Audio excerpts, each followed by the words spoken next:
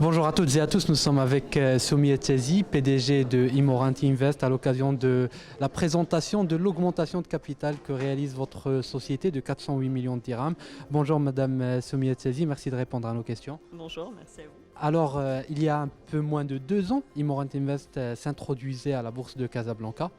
Moins de 2 ans plus tard, vous revenez pour solliciter le marché une nouvelle fois pour une augmentation de capital. Je crois que c'est une première à la bourse de Casablanca, une entreprise qui revient si vite solliciter le marché.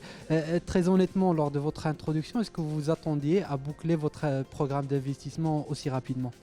Écoutez, nous l'avions annoncé, en tout cas à l'introduction en bourse, nous avions annoncé que nous financerions toute notre croissance par appel au marché financier et par de nouveau une nouvelle présence à la bourse de Casablanca. Nous ne nous arrêterons pas là, nous continuerons de revenir régulièrement. Ensuite, la question de savoir si on s'y attendait ou pas, on devait boucler notre programme d'investissement dans un peu plus d'1 an. On a eu un peu plus d'1 an d'avance. Voilà, donc c'est une bonne chose. On espère qu'à l'avenir, les bonnes surprises comme ça se renouvelleront. Alors, lors de l'introduction en bourse, nous avions annoncé un programme d'investissement que nous avons bouclé avec de l'avance dans le temps et avec de l'avance en montant aussi, puisque il y a une partie de nos investissements que nous avons financés par Crédit Relais et qui sont en fait des investissements qui sont dans cette augmentation de capital-là, qui sont dédiés à cette augmentation de capital-là. Donc, sur cette augmentation de capital, nous avons 65% de nos investissements qui sont déjà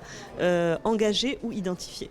Très bien, alors 408 millions de dirhams, une partie donc a été déjà engagée, mais est-ce que vous pouvez nous expliquer un peu plus à quoi va servir le cash que vous souhaitez collecter ? Le cash qu'on souhaite collecter, il va servir à compléter le financement des actifs que nous avons achetés, les 2 bureaux que nous avons achetés, l'un sur boulevard Abdelmomen, l'autre sur la place Shell à Casablanca.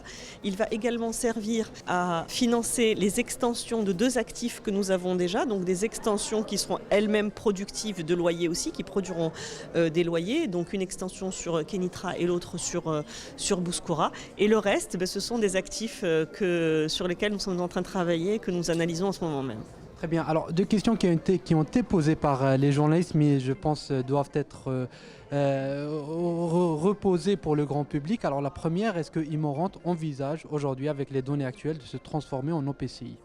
Alors aujourd'hui, nous faisons nos analyses. Lorsque la totalité des petites choses qui restent encore pour le dispositif seront prêts, nous le présenterons à notre conseil d'administration qui lui seul peut décider de le présenter à l'Assemblée générale qui elle est souveraine. Ce sont aujourd'hui, nous appartenons à tous. Quand ce sera d'actualité, nous présenterons ça à nos actionnaires qui décideront. L'augmentation de capital se fait par suppression du droit préférentiel de souscription. Est-ce que vous pouvez nous expliquer qu'est-ce que cela signifie, quelles sont les implications aussi bien pour les nouveaux actionnaires que les anciens ? Alors le droit préférentiel de souscription, c'est la capacité d'un actionnaire à maintenir son pourcentage dans le capital. D'accord ? Donc dans les augmentations de capital, on peut les faire classiquement par maintien de ce droit-là. Donc vous pouvez maintenir votre participation.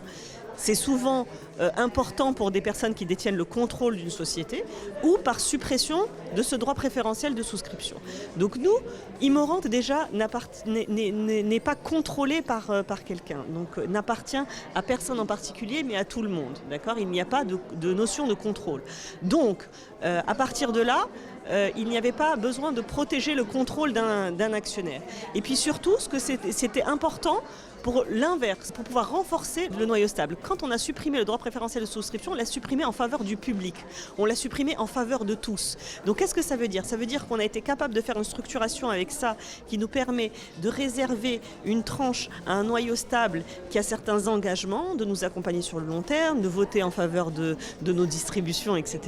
Et puis pour le reste, ça met sur un même pied d'égalité tout le monde pour pouvoir avoir un maximum de souscripteurs et améliorer la liquidité. Donc l'objectif était double. Le premier, c'est d'avoir une structuration nous permettant de renforcer le noyau stable, que ce soit pour les anciens ou pour les nouveaux qui rentreront dans ce noyau stable. Et le deuxième, c'est d'améliorer la liquidité de Immorant et la proposer à tout le monde. Et toutes les futures augmentations de capital seront a priori faites comme ça. Voilà. C'est bien de le rappeler car vous l'avez dit tout à l'heure devant la presse, Immorente va revenir encore et encore pour solliciter le marché dans le futur. Dernière question pour justement encourager les investisseurs à vous suivre dans ce qui ressemble à une nouvelle introduction en bourse d'Immorente Invest. À quoi allez-vous ressembler à moyen terme? Quelle est la taille que souhaite atteindre Immorente dans 3-4 ans? À quoi ressemblera Immorente Invest?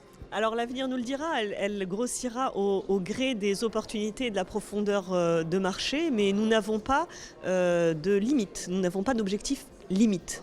Donc nous grossirons tant qu'il sera possible et tant qu'il sera pertinent de grandir et de grossir. Voilà. Tant que nous pouvons avoir des actifs de qualité et offrir un rendement annuel, récurrent, régulier à nos actionnaires. Très bien. Un rendement, rappelons-le, qui est supérieur à 6% en moyenne. Exactement, supérieur à 6% depuis 5 ans de manière régulière. Et depuis l'introduction en bourse, on l'a fait déjà 2 fois. On a servi au titre de 2018 et au titre de 2019. Soumiat Chazi, merci et bon courage pour la suite.